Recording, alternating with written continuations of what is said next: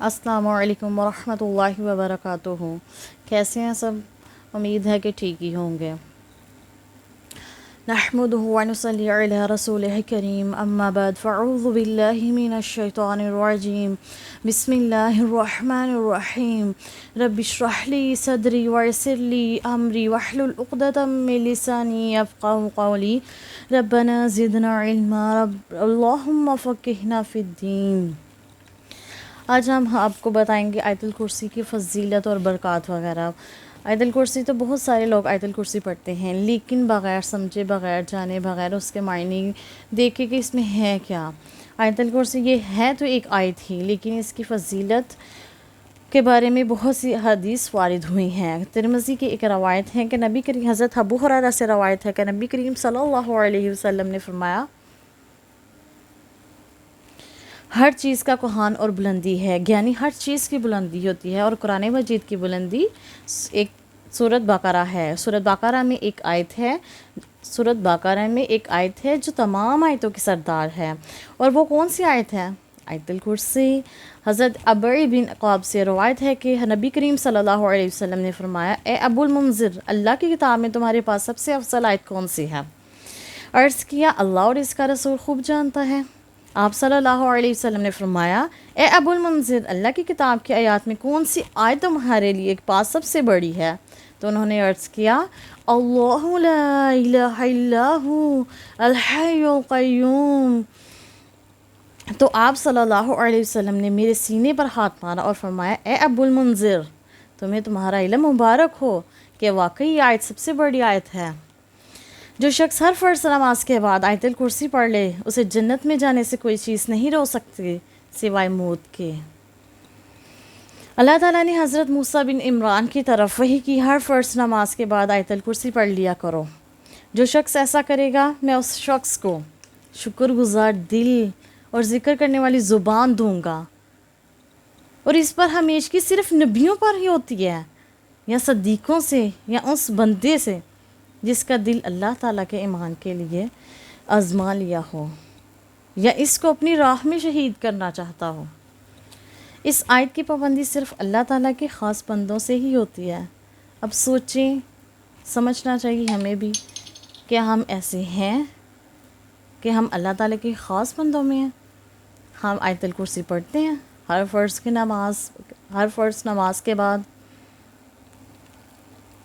بس اب ہمیں اپنے آپ کو چیک کرنا چاہیے۔ ہم نماز میں کچھ نہ کچھ سوچتے رہتے ہیں، جب ہم نماز میں کھڑے ہوتے ہیں تو کچھ نہ کچھ سوچتے ہیں، اور جب ہم نماز پڑھنے کے بعد فارغ ہوتے ہیں اور سلام پھیرتے ہیں، سلام پھیرنے کے بعد جو ہم سوچ رہے ہوتے ہیں، ہمارے دماغ میں صرف وہی چل رہا ہوتا ہے، تو وہ ہم آیت الکرسی پڑھنا بھول جاتے ہیں۔ لیکن وہ لوگ نہیں بھولتے جو اللہ تعالیٰ کے خاص بندے ہوتے ہیں، اور لیکن جب انسان کا دل اللہ تعالیٰ کی طرف مائل ہوتا ہے تب بھی وہ بھولتا نہیں ہے۔ نبی کریم صلی اللہ علیہ وسلم نے یہ بھی فرمایا کہ جس گھر میں آیت الکرسی پڑھی جائے، اس گھر سے شیطان نکل جاتا ہے۔ کیا ہم اس مقصد کے لیے پڑھتے ہیں کہ شیطان ہمارے گھر سے دور ہو جائے؟ اس کے بارے میں روایت ہے کہ صحیح بخاری کی ہے، وہ حضرت ابو ہریرہ سے کہتے ہیں کہ آپ صلی اللہ علیہ وسلم نے مجھے صدقہ فطر کی حفاظت کا مقرر کیا۔ کوئی شخص آیا اور غلہ چوری کرنے لگا۔ جب انہیں صدقہ فطر کی حفاظت کا ذمہ دیا گیا تو اس دن رات کو کیا ہوا تھا کہ کوئی شخص آیا اور غلہ چوری کرنے لگا۔ میں نے اسے پکڑ لیا۔ حضرت ابو ہریرہ کہتے ہیں کہ میں نے اسے پکڑ لیا اور کہا، میں تجھے رسول اللہ صلی اللہ علیہ وسلم کے پاس لے جاؤں گا۔ اور وہ کہنے لگا، میں محتاج ہوں، عیالدار ہوں، تکلیف میں ہوں۔ چنانچہ میں نے اسے چھوڑ دیا۔ جب صبح ہوئی تو رسول اللہ صلی اللہ علیہ وسلم نے مجھ سے پوچھا، ابو ہریرہ، آج رات تمہارے قیدی نے کیا کہا تھا؟ تو میں نے رسول اللہ صلی اللہ علیہ وسلم سے اس نے محتاجی، عیاداری کی شکوہ کیا تھا۔ مجھے خیال آیا تو میں نے اسے چھوڑ دیا۔ آپ صلی اللہ علیہ وسلم نے فرمایا، دھیان رکھنا، وہ جھوٹا ہے، وہ پھر تمہارے پاس آئے گا۔ چنانچہ اگلی رات وہ پھر آیا، وہ شیطان تھا، ویسے وہ پھر آیا۔ وہ گلا اٹھانے لگا اور میں نے اسے پکڑ لیا آج تو میں ضرور رسول اللہ صلی اللہ علیہ وسلم کے پاس لے کر جاؤں گا۔ وہ کہنے لگا مجھے چھوڑ دو، مجھے چھوڑ دو، میں دوبارہ نہیں آؤں گا، میں محتاج ہوں، میں عیالدار ہوں، میں تکلیف میں ہوں، آئندہ نہیں آؤں گا۔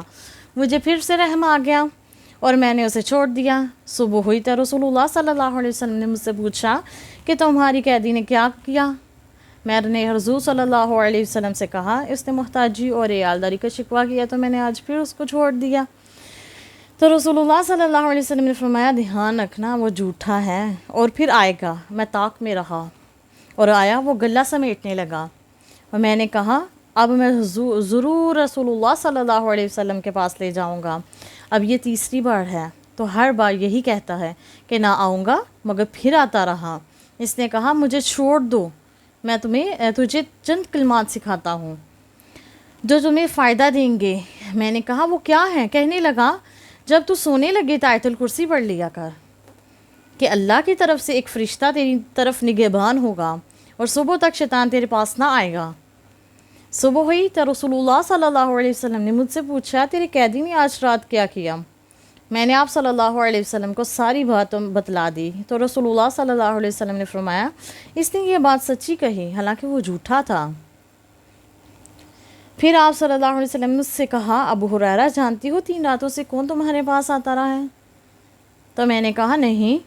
تو آپ صلی اللہ علیہ وسلم نے فرمایا وہ شیطان تھا جو انسانی شکل میں آ رہا تھا۔ کچھ لوگ کہتے ہیں کہ ہمارے پیسے چوری ہو جاتے ہیں، لاکر کی چابی وغیرہ ہو ان کے پاس ہوتی ہے، لیکن پھر بھی وہاں سے پتہ نہیں کیسے غائب ہو جاتے ہیں۔ ہو سکتا ہے کہ اس قسم کا جن وغیرہ آ کر ان کے پیسے لے جاتا ہو۔ انسان کو سونے سے پہلے آیت الکرسی پڑھ کر چاروں طرف پھونک مار لینی چاہیے اور اللہ تعالیٰ کی حفاظت میں کر لینا چاہیے اپنے گھر باہر۔ گھر سے نکلنے لگیں تو پھر بھی آیت الکرسی پڑھ لیا کریں۔ اللہ تعالیٰ ایک چوکیدار مقرر کر دیں گے، پھر کوئی نہیں چوری کر سکتا۔ سبحانک اللہم و بحمدک نشہد ان لا الہ الا انت نستغفرک و نتوب الیک۔ صلی اللہ علیہ وسلم۔